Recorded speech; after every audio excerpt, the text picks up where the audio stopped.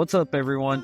Welcome to Bluegrass State of Mind, the show where three college roommates talk life, sports, and all the ridiculous things that happen in an apartment we like to refer to as Room 302.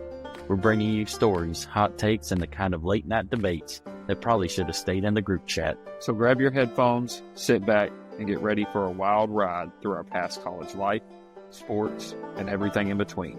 Let's get into it. This is Bluegrass State of Mind. What's up, guys? Welcome back to another episode of Bluegrass State of Mind.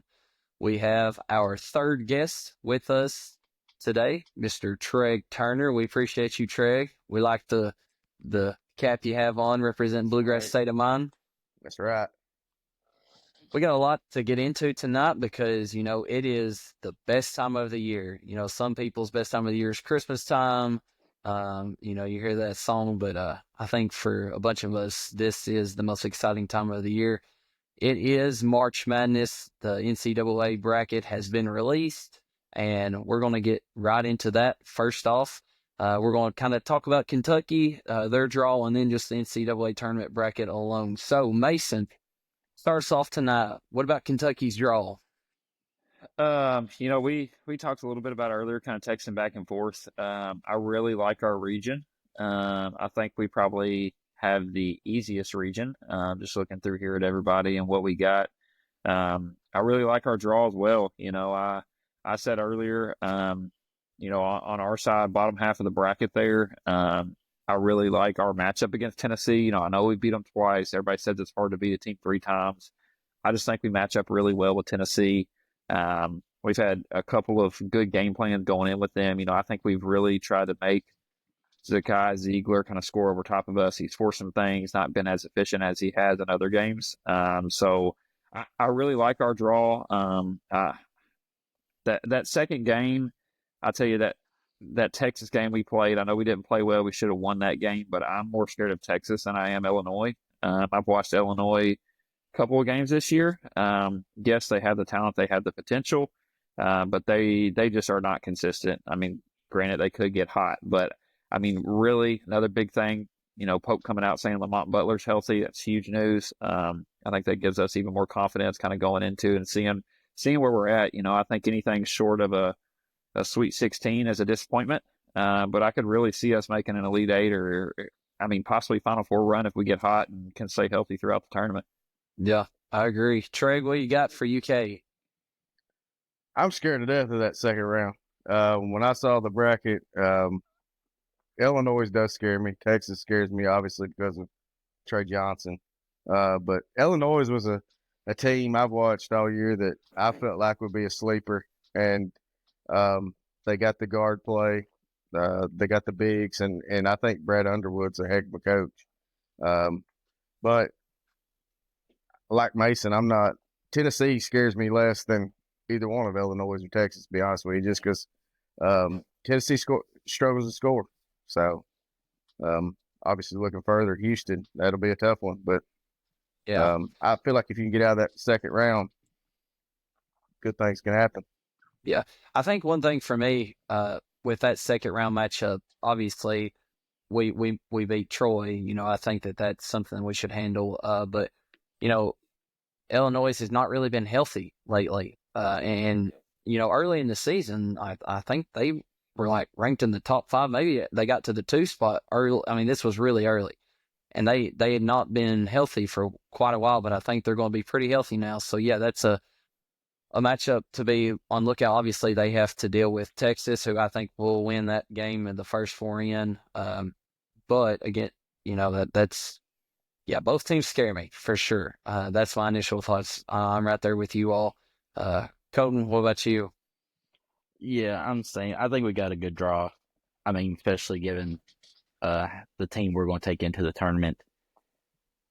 Troy, I think, finished 4th in their conference, right? So they weren't even projected to be the team to represent one of those mid-major schools.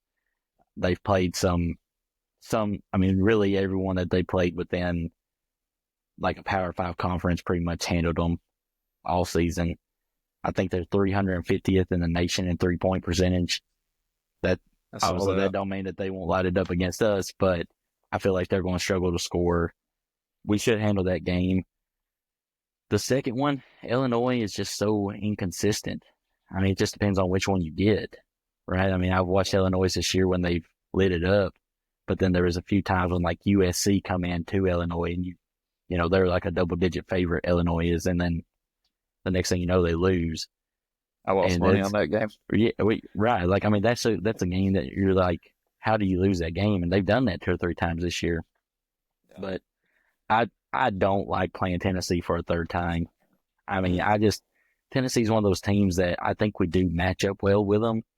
But I mean, they've shot in the 2 games we played against them, they shot a total of, I think, 14 for like 61 from the 3-point percentage. Like, I mean, maybe we get them on another night like that. They do struggle scoring at times, but I do not want to play them a third time. I personally would have liked to have seen other 2 seeds because I'd like to see like a Michigan State. That's probably the only one I'd take over who we got. I don't want St. John's and I don't want Bama again.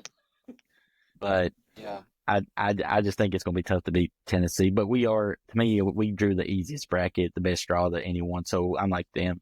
Anything short of a Sweet 16 is going to be a lot to talk about. Pretty disappointing. Yeah, for sure. Well, let's kind of let's break it down by region and kind of talk about some highlights from each region of things that we're looking forward to, some upsets maybe, what catches our eye. Let's just start out with the South with the number 1 overall seed, Auburn. I will go ahead and say that I was, I guess, not surprised that Auburn got the number 1 overall seed, but I thought that Florida had a good chance of getting that just because they did win the SEC tournament. I think Auburn was 16-5 in quad 1 wins, which really helped them. They played a really tough schedule, which plays into a factor of your seeding, or at least you think, because I'm going to give my one take on that region, and I'm going to let you hand it over to y'all, which talking about quad 1 wins and what that plays into effect of getting actually in the tournament. I don't know that actually even really matters, because you take a North Carolina, and I think that's the biggest shock for me right now. I know that they're not even technically – they are in the tournament, but they're not really in the tournament yet because they have to play that first 4 game. But I truly don't think they deserve to be in the tournament in the first 4. You talk about a team who was 1-12 in quad 1 wins, and they had a quad 3 loss at home to Stanford. And then you take some other teams that was the first 4 out with, you had Indiana, who was 4-13 against quad 1 opponents and didn't lose any games outside quad 1 wins. Then you have West Virginia, who was 6-10 in quad 1 wins. And then you have Ohio State, who was 6-11. So I think that was the biggest shock for me. And I know a lot of people are talking about, the chairman. He was the AD of North Carolina. And on the show, on the bracketology show, it shifted to them, and they did ask him that, and he goes on to proceed to say whenever they talked about North Carolina that he set out of that, and the vice chairman kind of took over that question, was like he wasn't a part of it, but that has to play some factor, I think, and I hate it for those schools that I had mentioned, that your Ohio State, Indiana, West Virginia, because I truly thought they deserved to be in. North Carolina, they're just not good. They're not. And they had no business of being in this tournament. So. Take it, Trigg. I mean, I agree. They were 8-0 in their quad 2, but who really cares about that? Right. I think West Virginia, had that guy not got hurt, the coach's son, they were a top 4 seed potentially, had he not got hurt. But yeah, North Carolina, big no for me. Yeah, I saw. Go ahead. I saw something where, I guess all the bracketologists and things, 111 out of 111 of them had West Virginia in the tournament, and they didn't make it in. And I was like, that's North Carolina basically stole that spot, but that's just crazy to me. Yeah, I mean, look, I think who they play, San Diego State, is that right? They're playing. Yes. Correct. I'll be honest with you, I think they're going to win it. They're going to win that game. And then they play Ole Miss. Ole Miss. I'll be honest with you, it wouldn't surprise me if they win. I do think North Carolina was playing better. They didn't deserve to be in the tournament. Yeah, they might go on and win a couple games. I agree think with that you. they have a chance to win a couple games, but I'm like you. They didn't deserve to be in it, but it will not shock me for them to win a couple games because I do believe that they did start playing their best basketball the last 2 or 3 weeks of the year. Because obviously they weren't playing anyone, but they were winning like every game by like 15 to 20 points. It wasn't like in the last 2 or 3 weeks, like all their wins outside of the Duke game. And obviously, when you get beat to Duke without, their two of their top players in that Final Four game, that killed them. Because that just kind of made it bad. But yeah, I'm with you. To me, the biggest surprise out of that one is Louisville being an 8 seed. Yeah, that's another one. So because it doesn't correlate, right? Like if you think that less of Louisville to make them an 8 seed, how do you think that much of North Carolina to get them in the tournament? Because like you backed everything up. Right? If you'd have put Louisville as like a 5 or 6 seed, then maybe you make an argument for North Carolina. But if you back Louisville up, if you don't credit them that much that you make them an 8 seed, then I don't know how you put North Carolina in. Yeah. Well, it had to be geography. Yeah, for sure. Yeah. Because they're playing in money. Lexington. Yeah, and money. But you talk about you brought up Louisville, and they're saying, I think it's a big surprise that they're at the 8 seed because in every ranking, in the net ranking, they're at 23. The Ken Palms, they're at 23. Whatever ranking that you have, they're top 25, which technically fits the category of that 5 to 6 seed range. And I just thought they got shafted. I mean, they're having to play a first round matchup against Creighton, who is a dangerous Creighton team. Yeah, and if I'm Pat Kelsey and he was on the radio show with Matt Jones, I mean, he was brutally honest. He was saying, I think my guys deserve better than that. And now I just think that it was wrong of them. And then if you go on a little further, I mean, Auburn's got to see either Creighton or Louisville in the second round. And the way that Auburn's playing right now, I mean, I know they're not playing bad, but they've lost 3 of their last 4 games. Yeah. Not really what you want going into March to then have to see a second round matchup against a Louisville who's playing very well and a Creighton who's playing very well. Yeah. I'm going to play devil's advocate for Louisville a little bit here. I mean, who did they beat this year? That's my biggest thing. I mean, they lost to Duke both times. They lost to Clemson. They lost to us. I mean, all the good teams they played, I feel like they lost to. I don't think they had any impressive wins. I do still think they should have been, a higher seed, kind of probably around that 6 range. But I guess that's where they're coming from. Then they throw them in Lexington, kind of give them a little home court advantage. But yeah, I definitely think they should have been a higher seed. They didn't really beat anybody. Is the only thing there. I've never understood how you can rank these teams and what Louisville got up to 13th, 12th or 13th in the country. Yeah. How do you make them 29th to 32? I don't understand that, but I love it. I don't like Louisville. Right. So, yeah. Well, talk a little bit about go Blue Jays. I've seen a lot of people talk about Michigan State's draw and how good it was and how good kind of they've been under the radar. Talk a little bit about Michigan State and their draw because I think they have a really good chance of making the Final Four. I do. I mean, the more that I look at this bracket here right now, outside of Auburn, I mean, I wouldn't mind that bracket with ours either. There's not a whole lot of really good teams in there. I mean, Michigan State, they should. I agree, Dylan. I mean, I think they definitely make the Elite Eight, on their bottom half of the bracket there. Iowa State's good. I'll give them that. They've had some injuries this year, that they've had some bad losses because of injuries. And Iowa State, I could see making a run. But other than that, I mean, they got a pretty good draw, and Auburn has a tougher road than they do as the number 1 overall, in my opinion. But is there anything, I'm still taking Auburn. Yeah, I think that they are the better team. I just think that Michigan State is playing very well too. But is there any shocker, not other than not the same, but like upsets or some key matchups for the South region, Trey, Colton, that you all are looking at? You're like, okay, if I was filling out a bracket, this is what I'm looking at. I'm pretty chalky in the South. I mean, unless New Mexico State somehow jumps up on Michigan State, I don't know enough about UC San Diego. I know all the experts are talking about them possibly upsetting Michigan, but I can't give you an accurate. Who's I know. the 5-12 in that region? That Michigan and UC San Oh, Diego. UC San Diego. Of course, they always play at night. Like, right, like they're the team you don't because they're a mid-major and they're always coming on at like 11 at night. But as far as like, I can't remember. I had to look up the stats, but like they're one of those ones that like they're very good against the spread. Like they just like kill teams. It only opened at like 4 or 5. Yeah, I think. Of course, you don't know because competition they play, but UC San Diego is the one that people like they started catching a little buzz like 3 weeks ago. People were saying, "Hey, there's a good team out here in UC San Diego," and no one really.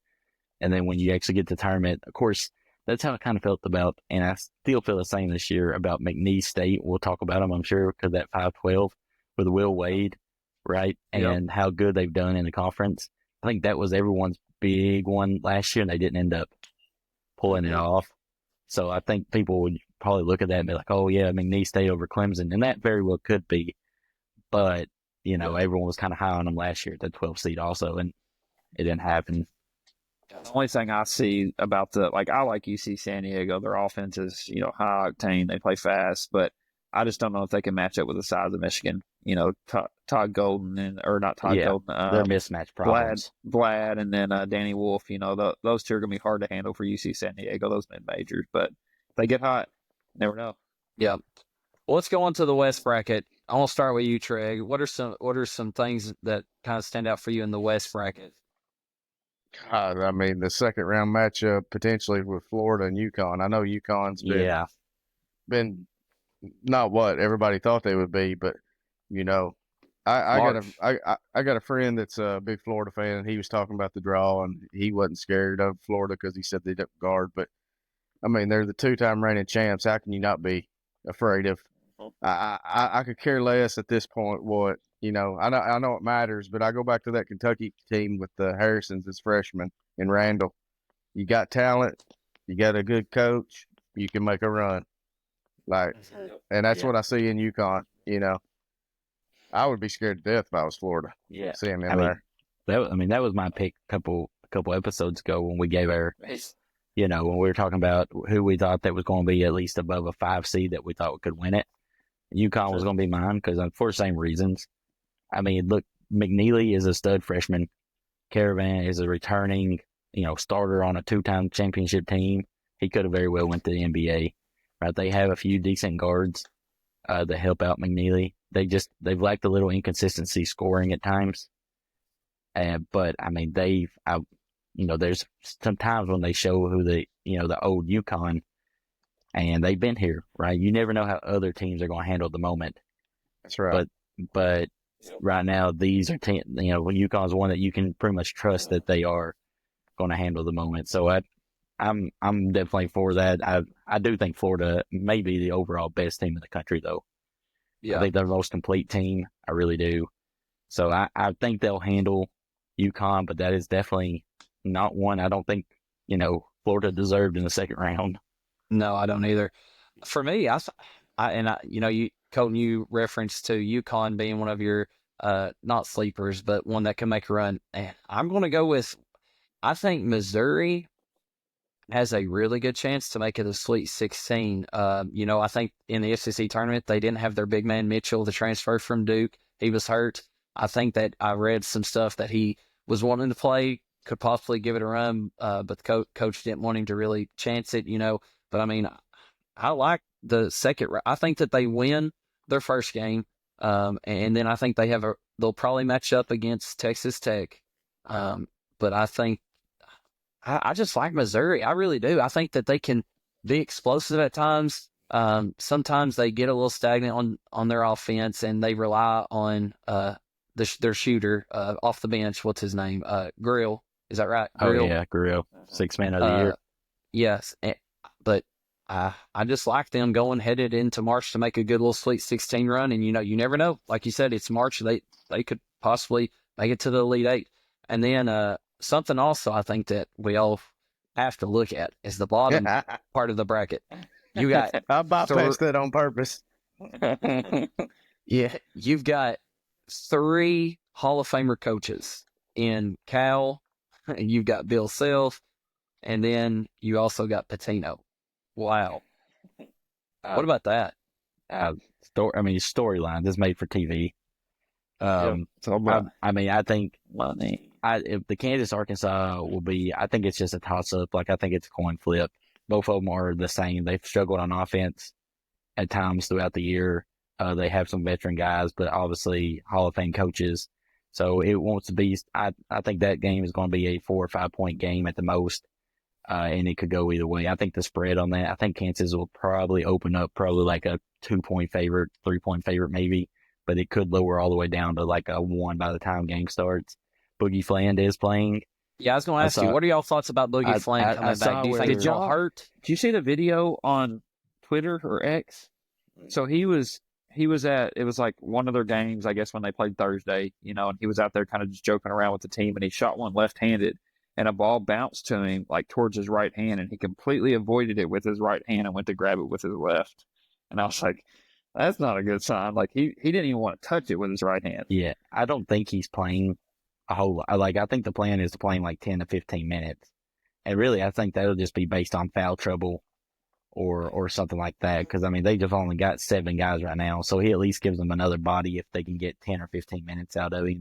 He may play with a brace. Who knows? But I mean, if it's an extra defender for a second, it'll help at least give him some rest. I just be honest with you. If Cal does win that game and it gets to the Cal Patino matchup, man, I mean, you talk about the storyline. I think Cal is 8-2 against Patino. So, I mean, that would be. St. John's will boat race them. Arkansas will be lucky to score 50. Here's the thing. I don't think they would, because I think it'll be such a defensive game from both sides. Because St. John's the arrow's out, man. The arrow's out. St. John's, their one struggle still is they have gotten better, because it was in the past, but they still struggle a little bit offensively at times. Yeah, they can't shoot the three. They don't shoot the three. And Arkansas is a very good defensive team. If teams aren't hitting a three on them, you don't score on the inside. Did they not remind you of Cal's Memphis teams before he got like D Rose and some of them? Who, Arkansas? That's who they remind me of. St. John's. St. John's reminds me of some of Cal's. No, I think St. John's would Memphis win that game for sure. I'm just saying, like, it would be interesting because it would be a lot of athletes on the court without a lot of shooters. So it's just kind of like under. Yeah, for sure. Yeah. No, I like this whole region though. I think Florida got screwed. Oh yeah, I mean, like, it's the best. It's unbelievable. Sure. When I go through this region, you got Florida, you got UConn. Obviously, Memphis has some of the best guards in the country that can put up 30 or 40 on any night.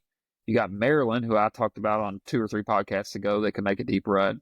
You got Missouri. You got Texas Tech, who I talked about as well. And then you got St. John's at the bottom. I mean, I think Florida got absolutely screwed. I know they were the last 1 seed, but I mean, their That's bizarre too. I agree with that completely too. I mean, they have 4 losses on the season. Us, who else they lose to? Missouri, and I know they lost to Georgia. That's really like their only bad loss is Georgia. But I mean, that bracket, I would hate to be in that. I mean, the fact that the 1 and 2 seed has to play either Dan Hurley, Bill Self, or John Calipari in your second matchup. I mean, come on. Right. Yeah. Well, let's go on. Let's just get on to the East region because we got a lot to talk about. But the East region, you got Duke as the 1 seed. And, I think that for me, obviously we've not said this, but most people know, the SEC, they had 14 teams get in the tournament, which is the most ever by 3, 14 out of the 16 teams. And, at every second round matchup, you're looking at a possible SEC team. And for me personally, it's just really hard for me to be like, oh, that's going to be, because I've seen all I don't know a lot about the other conferences, but every SEC team that's in this is dangerous. And I just feel like that second round possible matchup, I think Duke will handle Mississippi State. But if I'm a Duke, I don't necessarily love it, just because the Mississippi State, they have played in the SEC, the toughest conference by far. They've seen all that they need to see, whereas Duke is still, and Cooper Flagg is still probably not going to be 100%. I could be totally wrong about that, but I think that that's still going to be a little bit of hindrance on him, which could affect the play of Duke. Whenever, obviously, if you're never 100%, sometimes it hurts your team. I'm looking at that second round matchup for me personally. And then, Colton, I know me and you mentioned, I love seeing Vandy. I've got Vandy for sure over St. Mary's. I think that they handle St. Mary's pretty good. That's just my personal opinion. Yeah. See, Trey, get a little head nod right there. Trey, what do you think Sleeping about on it? it. What do you think about Sleeping on them Vandy? boys out west. What I think about Vandy? Yeah. They can score. You think they win that matchup? No, I'm taking St. Mary's. Really? Yeah. I mean, it's almost one of those two obvious ones, right? Yeah. Like you take an I'm SEC going. team against an out west team, and you're like, there's going to be a 10-7 upset somewhere. Let's choose that one, and it very well not be. But I don't know. Does St. Mary's have a big? Because that's usually if Vandy plays anyone with a big, that's where it gets. St. Mary's always had guards. But And I've not seen them a ton, Yeah. but I've seen Vandy. I just think St. Mary's. St. Well, Mary's is top Yeah. Gonzaga this year. Yeah, that is true. Colton, you talking about those 5 to 12 matchups. Like I said, a lot of these teams I don't know a lot about, especially one Liberty, though.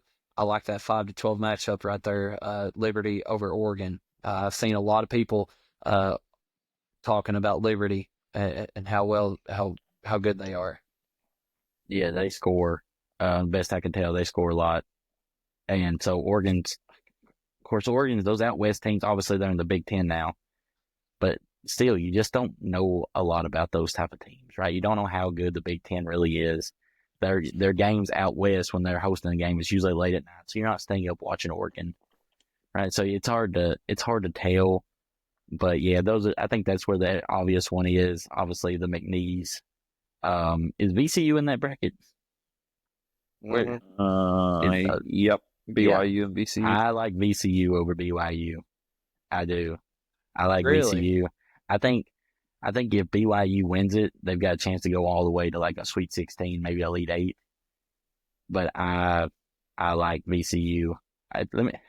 That's a topic for another time. But if BYU is to make like an Elite 8 run or even a Sweet 16 run, then there's going to be a little murmur about what They got that a top 10 program, pick on that team. what that program done after Pope left, I guess. I mean, You know I they didn't got know a top 10 pick? No, I didn't know that. No. Oh, yeah. Igor Demon. Stud. And then they got Richie Saunders. He's a stud too. Well, let's get on to the last one then, the last region. Without Kentucky, because we've already gave our talks about Kentucky, but the Midwest region. Mason, what are some things for the Midwest region that you're looking at? I'll tell you one game I'm looking at. I've been high on them the last couple weeks. Is High Point. They started to play well. They're pretty good on the offensive end of the floor, score the ball. I do not think Purdue's good. I mean, I've watched them several games this year. I know they got the Big Ten Player of the Year, Braden Smith, but outside, and they got a big, I can't even remember his name, Rothman or Roth. I don't remember how you say it, but that big guy. But I like High Point there, a little 13/4. And then obviously, you have that McNeese Clemson matchup there. I'll tell you, Houston, Gonzaga's not going to be easy for Houston. If Gonzaga wins that game in the second round, I know that Gonzaga's kind of had a down year compared to their standards, but they're still a good team. They got players. And on the bottom half, I'm gonna go with. I haven't watched a whole lot of UCLA this year, but I like Utah State over UCLA in that bottom half for that first round game. And then, Tennessee, obviously, I think they make it to the Sweet 16. Hopefully we match up with them there. Yeah. Trey, anything in the Midwest that stands out to you? I think Clemson's really good. Boom. I was waiting for it. I love it. I love it. They obviously beat us. I'm pretty sure we were all healthy. They beat Duke. Houston will be tough. But it will. If High Point does beat Purdue, it's a pretty good path. I'm right there with you. I've got when I fill out my bracket, I am definitely going to put Clemson making it to the Elite Eight, and I am not going to count them out and not making a Final Four. Obviously, the Houston, that will be a tough matchup, but Clemson, they got some guys on their team I think that play hard. Their guard play is good enough. And I just like the whole totality of them as a team and a unit. Now, obviously, y'all referenced McNeese a lot, but I really like Clemson as kind of a little sleeper pick coming out of the Midwest. Colton, what you got? Yeah, I mean, to me, I mean, it would shock me if McNeese pulls it off, but I once again, I think the overhype is going to be for that 12 seed. And I think Clemson probably wins that game. I'm not going to take McNeese. I do think the High Point matchup is the interesting one there because they do score, and Purdue struggles at times to score. They're not very athletic on the wings. Purdue isn't, and so that's where they struggle at times. So I haven't watched High Point a lot, just looked at some stats. But if they can score on them, it'd be tough for Purdue to keep up, I think. But other than that, I mean, to me, like, we start naming all these, and I think Clemson's a good team, but that's why I talk about, like, our bracket. Like, we're not talking about the we're not talking about the Florida, UConn, Arkansas, Kansas, St. John. Like, we're talking about Clemson, UCLA, Tennessee. Clemson made a run last year, man. I'm not saying they're not. I'm just saying, like, A lot of them guys are back. Yeah, they are. I just, I would love to see I think Houston versus Clemson. I want to see that matchup. I do too. I do too. I think they're both like really physical, I think kind of it'll grinded be out teams. I would like to see Houston make a run. Obviously not over us, but if we were to be knocked out, I would like to see Houston go. I like Kevin Sampson. Like, I think I think he deserves a Final Four, at least a championship type year, at least to get there. And so I wouldn't mind seeing them. You just never know if they're going to score enough. You just never that's do. always the question. They're so physical and defense, and they're just athletic, but then they get run into those games that they have to get into a shootout, and you just never know. But now I don't see a lot of teams in our bracket that outside of us that really make them like get into a shootout with them. So Houston don't have Jamal Shedd this year either. they don't. Yep. They don't. Well, Colton, I'm going to give it to you to start us off, but kind of getting into our next segment for tonight, which is a really hot topic, I think. Is college basketball as a whole kind of down this year? And then also, piggybacking off that, should it be a requirement for college basketball players to stay longer in school like football? So you start us off on tonight on that. Yeah. So Trigg brought up this topic the day when we saw him about the do we think college basketball is down? And it made me think. And originally when he said it, I thought to myself, you know what, it probably is. I thought to myself, but the more I get to thinking, I just think it's actually, I don't think it's down. I think the talent is just more spread out. Right? I mean, we're talking about 2 of the top 3 picks being on a team that is not making the tournament in Rutgers, right? Dylan Harper, Ace Bailey, they're going to be 2 of your top 3 NBA picks this year, and they're not even in the NCAA tournament, right? And because they're at Rutgers, and so I just think that you see how fast. Look at Missouri, right? They went 0-18 in the SEC last year, and all of a sudden, they were ranked, between 10 and 20 pretty much the whole year. And same thing with Vandy. Look same at thing Vandy. with Louisville. Same thing with Louisville.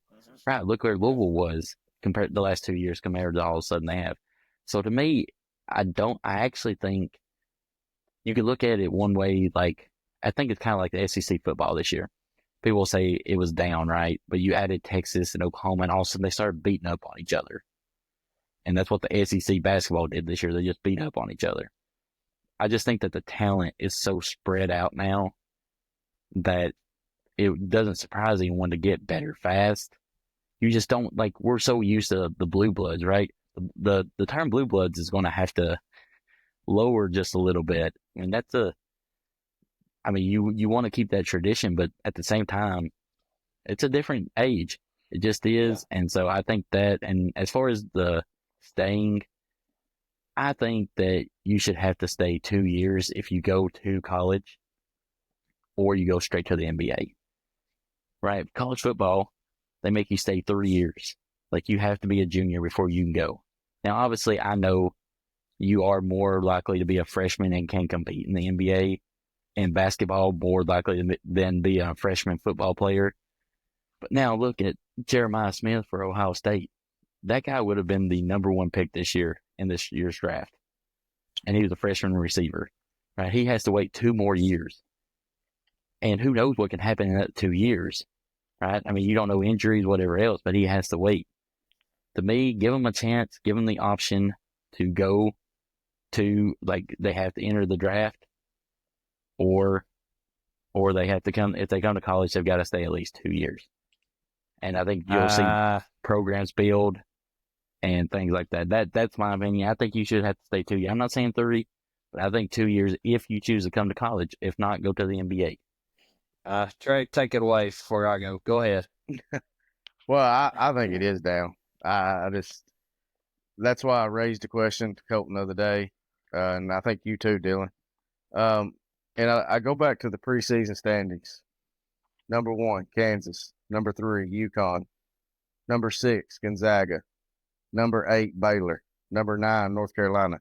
You go look at the seedings in this year's tournament, and I don't think there's not one of them above a 7. And that is what? 1, 2, 3, 4, 5. 5 teams in the preseason top 10. Yeah. I just think like,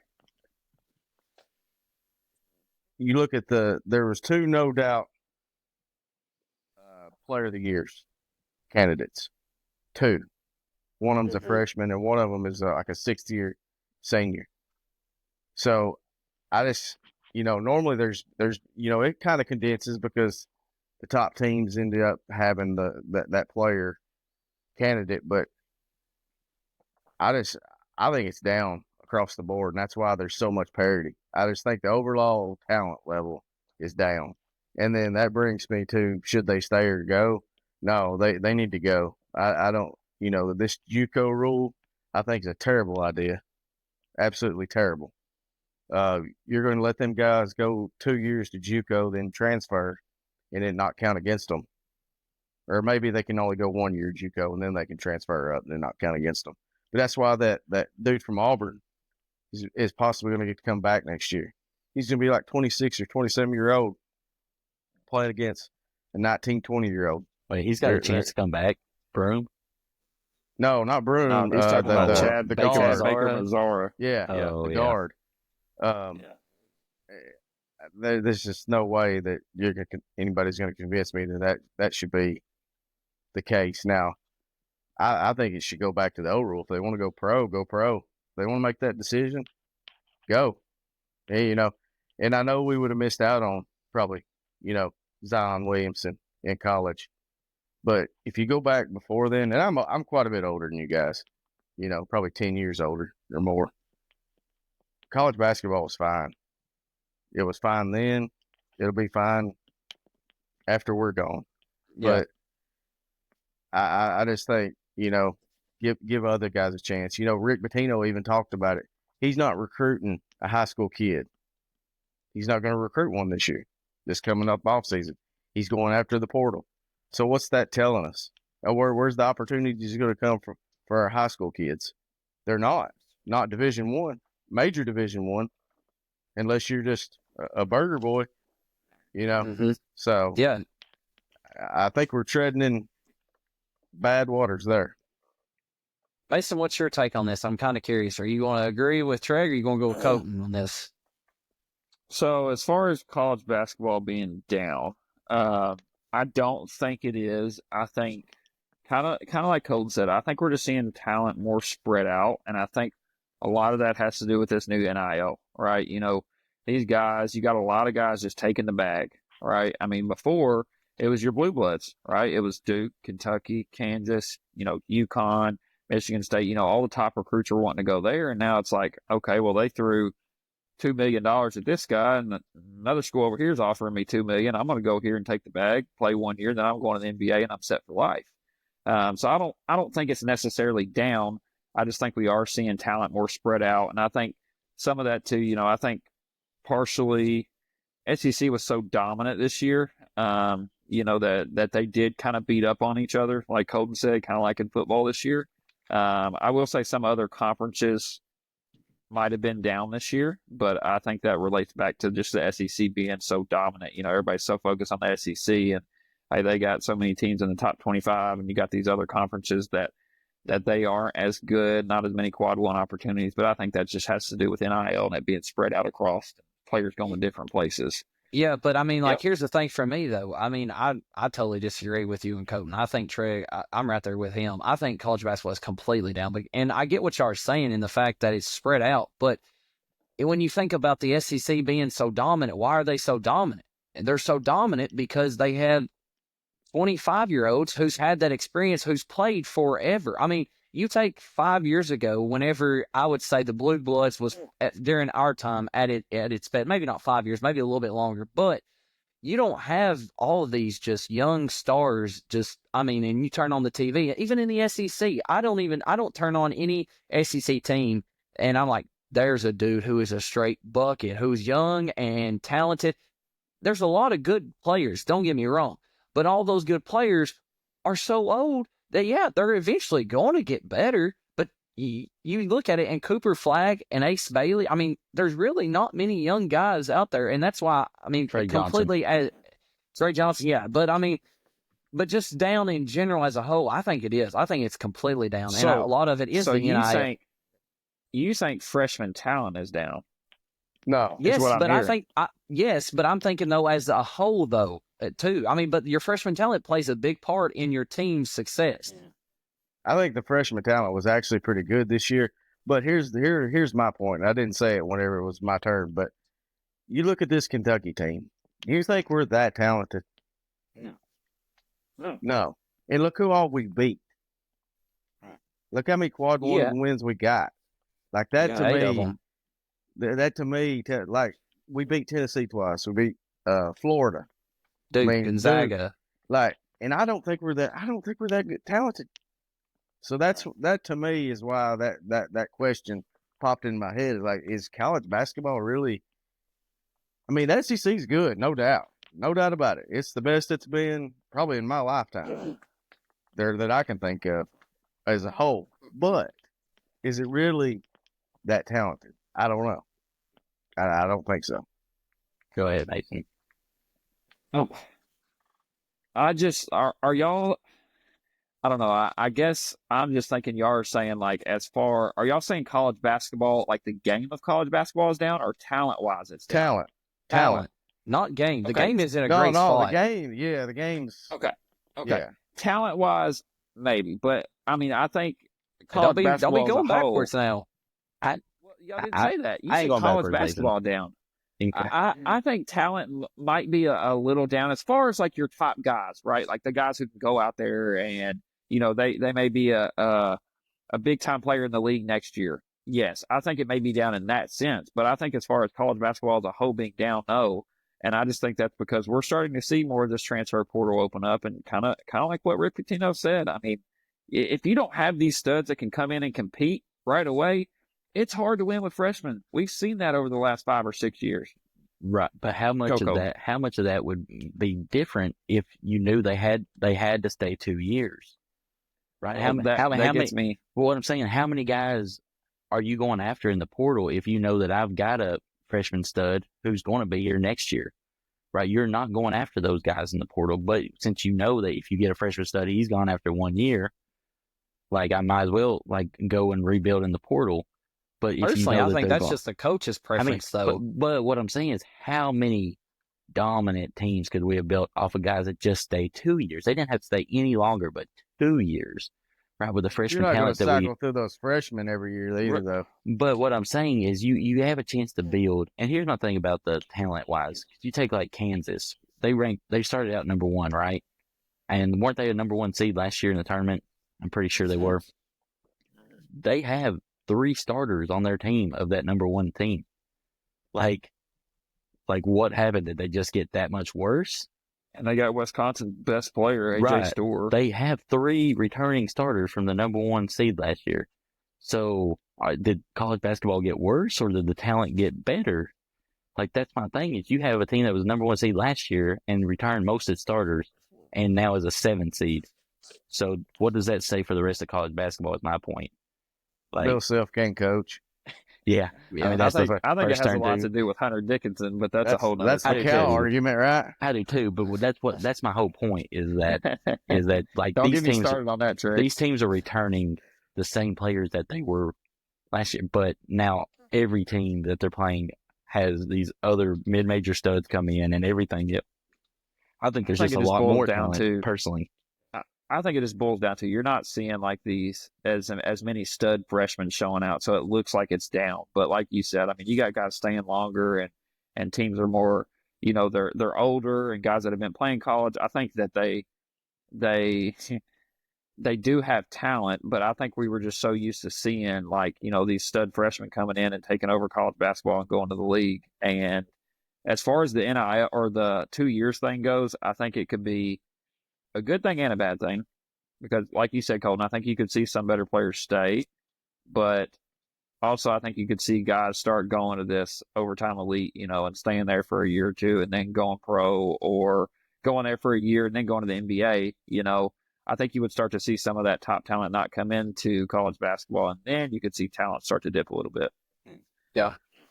Well, I mean, I think as a whole, though, college basketball is in a great spot, but the talent-wise, I mean, everybody has their opinion. But let's just get on to the next segment because we have March Madness, and this is what the segment is a lot about. It is in March Madness, there's always clutch players, and there's a full list of who you would want to select as your most clutch March Madness player ever. And I'm going to start things out tonight, and then I'll give it to you all. So I'm going to go with Shabazz Napier.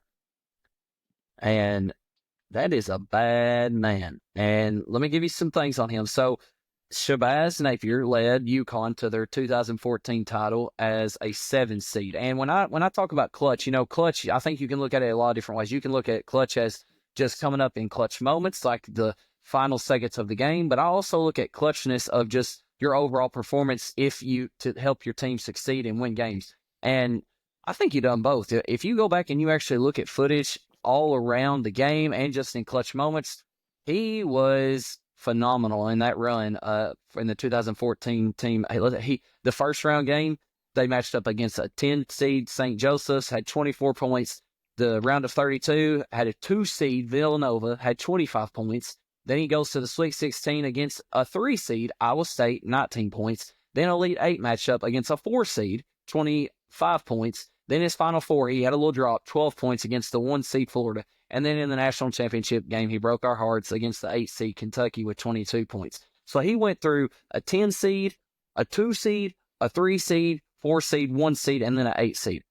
I think all around, just in that tournament itself, now not carrying over to other tournaments, which I know some of you all may choose to do so, but I'm just talking about for just that 1 year, I think he was the best March Madness player that I have seen in my own eyes, because I know that there's some maybe that Treg's going to mention, or one person that he's going to mention that we didn't get to watch and know all about. But Shabazz Napier, and you find that a lot. A lot of these guys I feel like that we're going to mention, they were great in college basketball, but then you don't really hear much of them after that. But I think that's always unique about them because it's like, where's Shabazz Napier at right now? But one thing for sure is he did show up for that 2014 March Madness run where he led the UConn Huskies to the national championship. All right, Mason, who is your most clutch March Madness player ever? I mean, I'm probably a little biased here. Some great moments. I mean, something we'll all never forget. But I'm going with Aaron Harrison. I mean, that run was magical. I mean, it was awesome.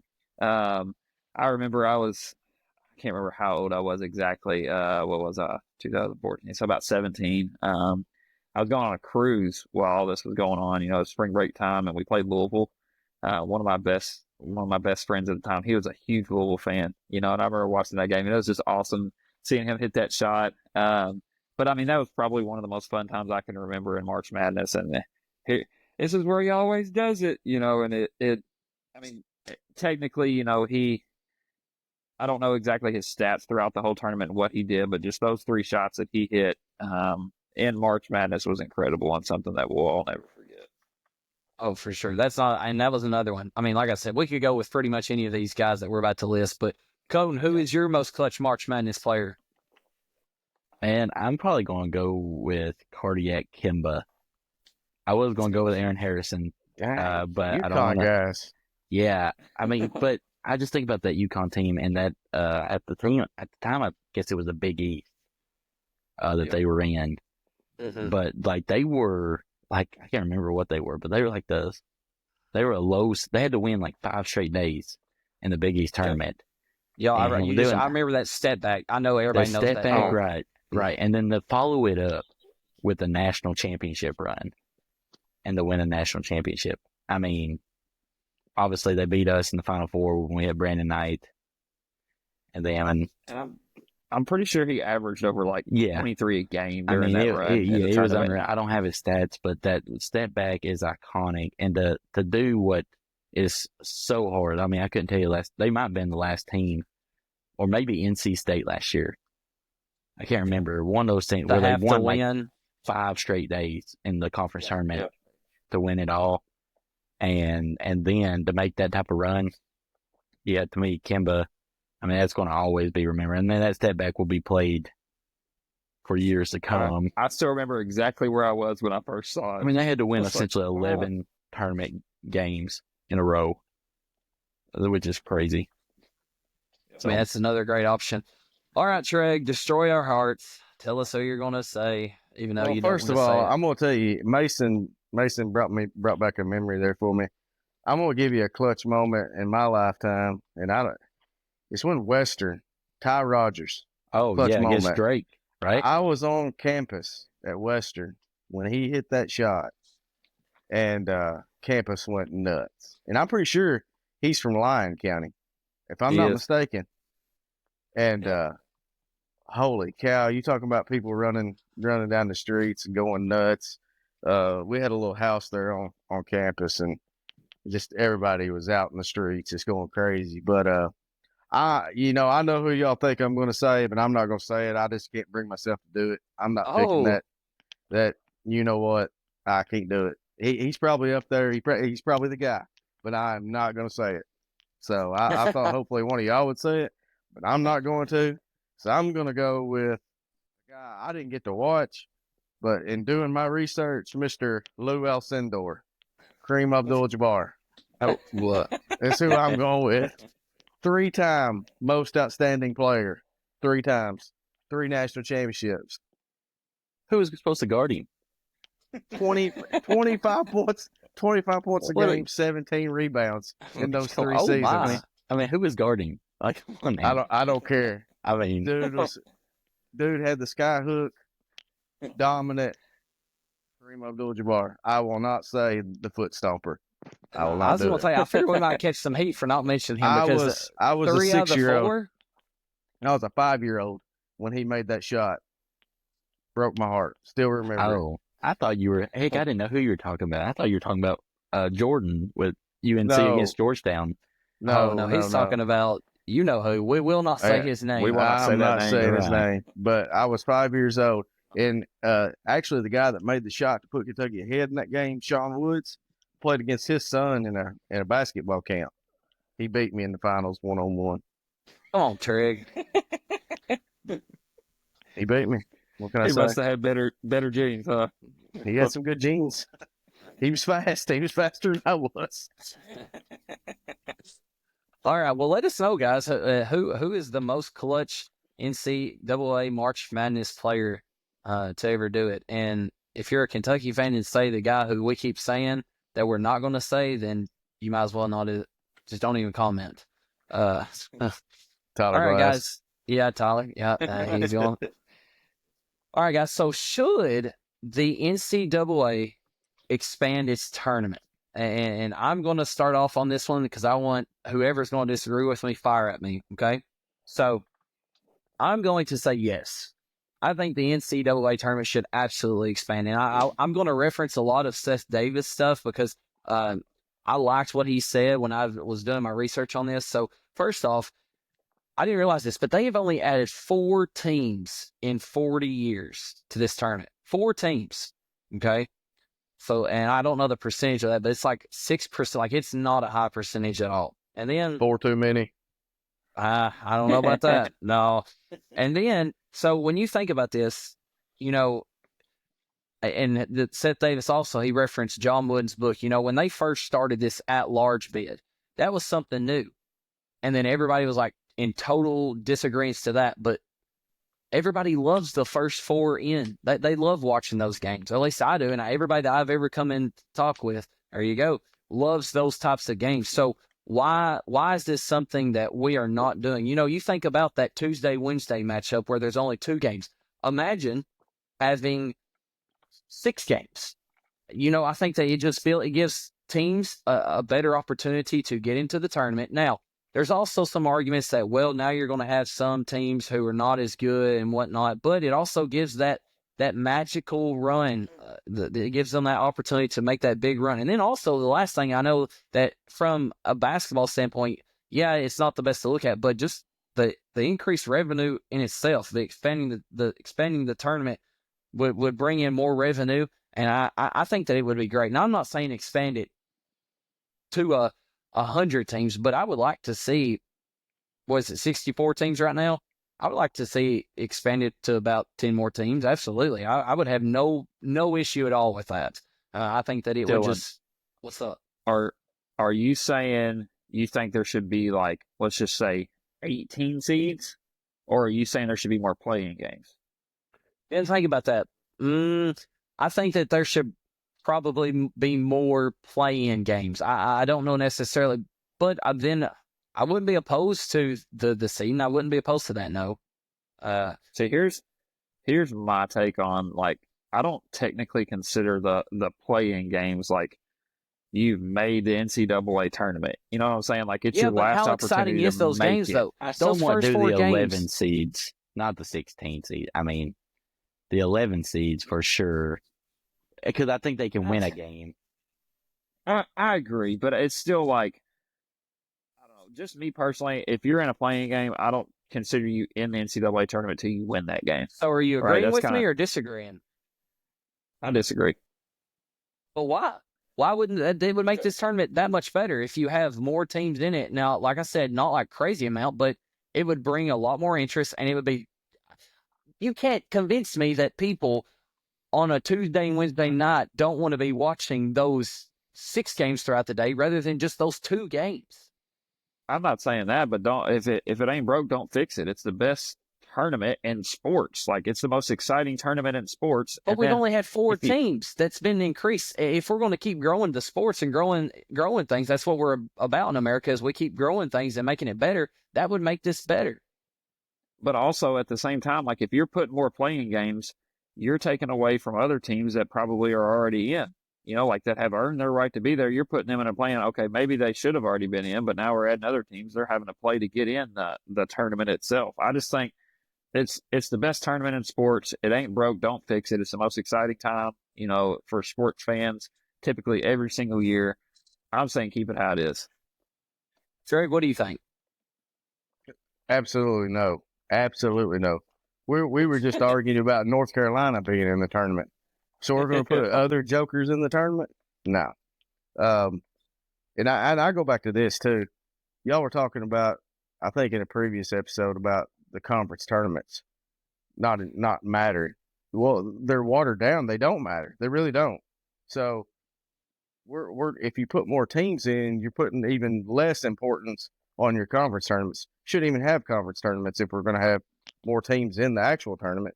And that goes back to another point, is I think the automatic bid are to go to the conference regular season champion, not the conference tournament champion, because it's more body of work.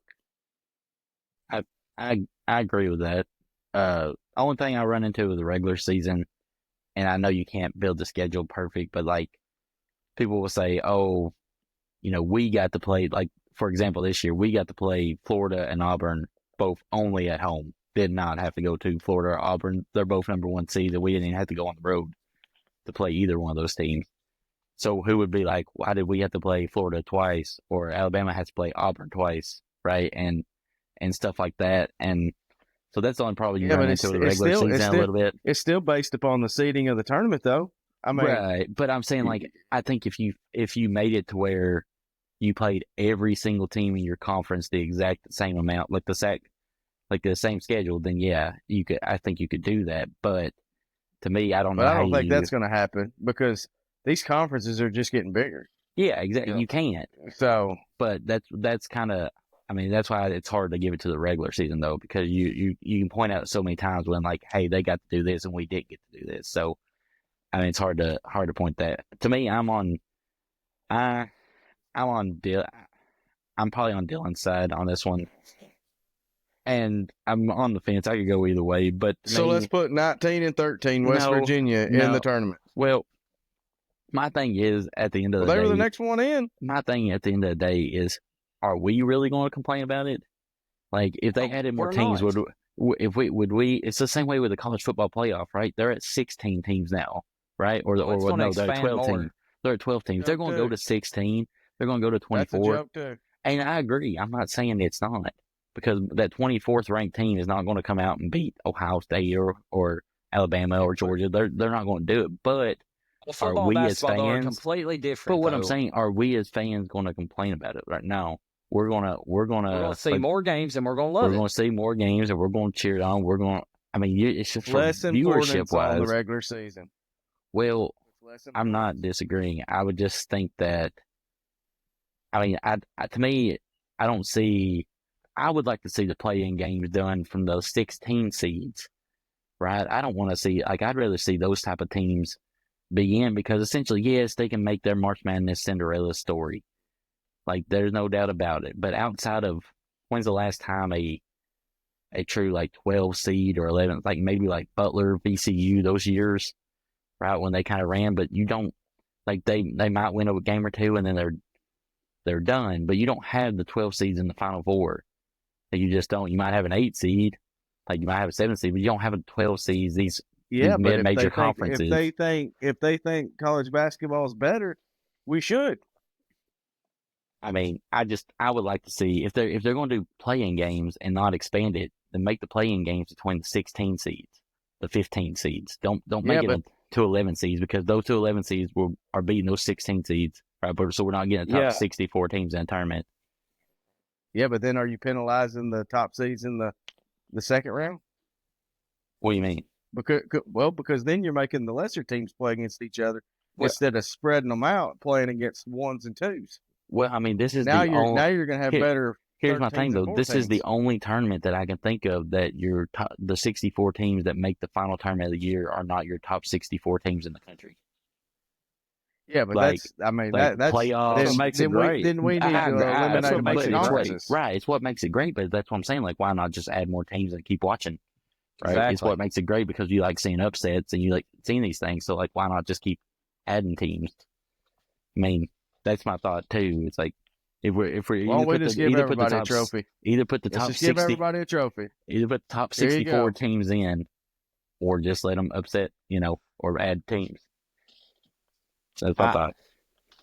I just think that in today's time that there's no reason why we hadn't expanded, or at least attempted to. I think that it would just, my biggest thing is, I get where you are coming from, but my biggest thing is, like Colton said, we're not going to complain when we see more games. And I didn't think about that, Mason, what you said on the seeding wise, but the play-ins, especially make there be more playing games rather than just 2 and 2.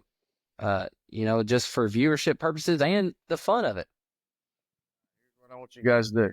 I want you guys to email Commissioner Julian Tackett, okay? And I want y'all to ask for another district game between the 3 and 4 seeds, so the winner of that game gets to go to the region, because that's what y'all are asking for. There was a region that did that this year. I don't remember what region it was, but it didn't here matter. We go. It didn't matter if you made the district championship or not. You played in the regional tournament, and I think that's done too. It's postseason basketball. You ought to win. You ought to win to be able to play in the postseason. Unbelievable. To me, that's a bad example, because think about all those years with the Bowling Green district. How much the top 3 teams in the district were they had 3 teams that were probably the top 3 teams in the region. And moved to Tompkinsville. But only top 2. Moved to Tompkinsville. Okay, but let's be realistic. That's my whole point. It's one district has top 3 teams, so we're going to send 2 teams that get beat by 30 to even the third place team in that. That's what makes it so That's fun the and NCAA important. tournament. Yeah. Yeah. Well, let's get on to our last segment for Postseason the night then, basketball. because I mean, we're not going to agree on this one, I guess. But to end the night, let's keep this short and sweet. Can a Cinderella team actually win this tournament? And what we mean by a Cinderella team is above a 9 seed, because I think those are where you see a separation of your like good quality. Not saying that if you're above a 9 seed, you're not a good quality team, but like your real, true, good basketball teams through and through. Can a true Cinderella team make a run and win? Not make a run, but just and win the national tournament. Mason? No. I mean, just looking at this year, looking at everybody above like that 9 seed, I don't see it for many of these teams. Just kind of looking. I mean, I think some teams can make some deep runs. Like I think you talked about Missouri earlier. I think they're going to have a tough first round matchup against Drake. I think Drake's a team that is really good, different style of basketball. I could see them making bunch a of deep Division run. two players there at Drake. They're solid. Their whole team's They're Division solid. two, pretty much. They play it really slow though. So interesting to see how Missouri kind of handles that and plays with that. But I mean, I just don't see any team below a 9 seed winning it all. I really don't. Just looking through. I mean, definitely they can make a run, but once you get down to that Final Four, Elite Eight, you got the best teams in the country they're going up against. Too much firepower, too much size, too much athleticism for some of these teams that are seated lower than that 9 seed. Yeah, I'm just going to say, no, I agree with you. No, history says that it can't be done. Really, it's never been done. I think an 8 seed is the highest that's ever won it. I think it was the UConn team that I was referencing with Shabazz Napier. I just don't think it can be done. I think that they end up eventually finding, they make a good run, but then they just run out of gas. So I'm no, totally. I don't think that can happen. What do you think, Drake? 10 seed? Gosh, man. No, probably not. But we're going to put more of them in the tournament in the future. but 8 or 9, man, I could see some of these teams winning it. I really could. Yeah. I mean, I think they could. They've got the pedigree, but 10s and above, I'm like, I just don't see it. Yeah. But let's put more of them in the tournament. Yeah. I mean, make it more that's what we interesting, wanna do. though. We're going to make it more interesting. That's for sure. Colton, what you got? Well, I was kind of going to go on the same with y'all, but since y'all three went the other way, I'm going to go the other way. Absolutely. I could see. Here's my thing, and this is, I look at some of these 10 seeds, like some of the SEC teams that are like there he is, Vandy. right, my man. But like you take Vandy, Arkansas. So imagine you get one game in, and then the 1 seed or 2 seed gets upset, right? All of a sudden, Arkansas as a 10 seed versus Here we go about Arkansas. What I'm saying though is look at the SEC talent.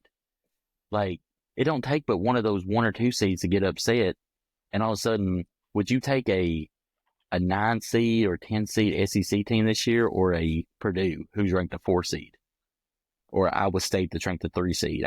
Do you really think that none of those SEC teams can beat those guys? Like, I think they could. And the thing is, the 1 seeds right now are the SEC teams, right? Essentially outside of Duke. So, I mean, and everyone beat up on each other in the SEC. So those 10 seeds beat some of those 1 seeds this year. I mean, so who's to say they can't do it in a tournament? I mean, we're talking about the 10 seeds upsetting the 1 seeds that are currently there. So why couldn't they do it in a tournament?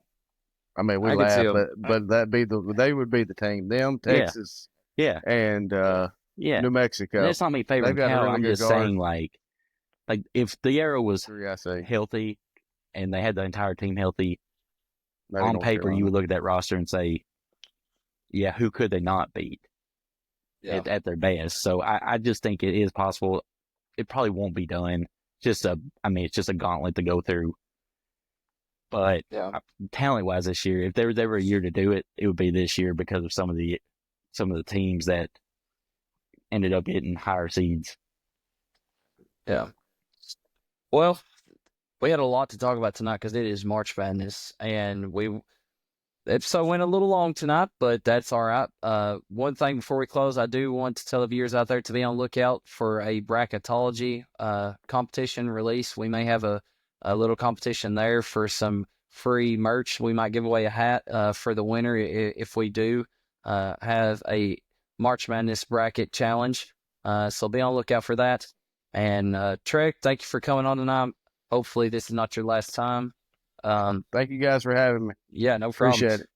As always, go Cats. Cats. Go Cats. Cats. That's a wrap for this episode of Bluegrass State of Mind. If you enjoyed the show, make sure to hit that like button and subscribe so you never miss an episode. Also, be on the lookout for our social media pages and be sure to follow them. We've got plenty more stories, insights, and conversations coming your way. And if you really loved it, make sure to share it with a friend. From the hills to the hollers, thanks for tuning in. Until next time, keep that Kentucky spirit strong.